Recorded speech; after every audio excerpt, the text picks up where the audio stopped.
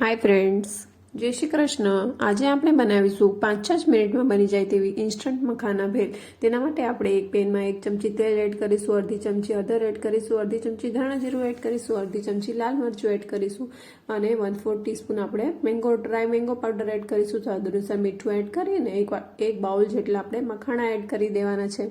એ મખાણાને સરસ રોસ્ટ કરી લેવાના છે. મખાણાના બેનિફિટ તો તમને ખબર જ હશે. મખાણામાં કેલ્શિયમ ભરપૂર પ્રમાણમાં હોય છે, તો તમારા બોન્સ અને ટીથ માટે પણ સારા છે. તે આપણે કબજિયાત હોય તો પણ તે દૂર કરે છે. તેમાં ફાઇબર પણ સારા પ્રમાણમાં હોય છે, એટલે લાંબા સમય સુધી આપણે ભૂખ પણ નથી લાગતી. અને makhana full of iron, potassium, magnesium અને એન્ટીઓક્સિડન્ટથી ભરેલા હોય છે, એટલે તમારા તે હાર્ટને પણ તે મજબૂત રાખવામાં હેલ્પ કરે છે.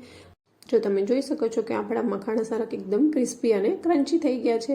હવે આપણે પેનને ઠંડુ થવા દઈશું. પછી તે જ પેનમાં એક નાની સમારેલી ડુંગળી એડ કરીશું, એક નાનું સમારેલું ટામેટું એડ કરીશું, અડધી વાટકી જેટલા આપણે દાડમના દાણા એડ કરીશું, 1 વાટકી આપણે કોથમીર એડ કરીશું.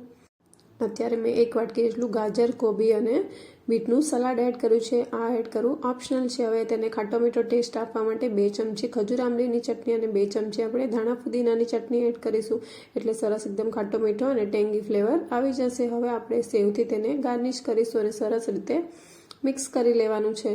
આપણી મખાણા ભેળ તૈયાર છે. જો આ ભેળ ક્યારેય ટ્રાય ન કરી હોય તો એકવાર જરૂરથી ટ્રાય કરજો. બહુ જ મસ્ત, ચટપટી અને ન્યુટ્રિશનથી ભરપૂર એવી છે અને ઝટપટ બની પણ જાય છે. જો રેસીપી ગમી હોય તો તમારા ફ્રેન્ડ્સ અને ફેમિલીમાં તેને શેર પણ કરજો. આવા નવા વિડીયો જોવા માટે હજી સુધી ચેનલને સબસ્ક્રાઈબ ન કરી હોય તો સબસ્ક્રાઈબ કરી લેજો અને બાજુમાં આપેલા બેલ આઇકોનને પ્રેસ કરી લેજો, જેથી કરીને નવી રેસીપીના નોટિફિકેશન તમને મળતા રહે. રેસીપી ગમી હોય તો લાઈક કરવાનું ભૂલતા નહીં. Thanks for watching.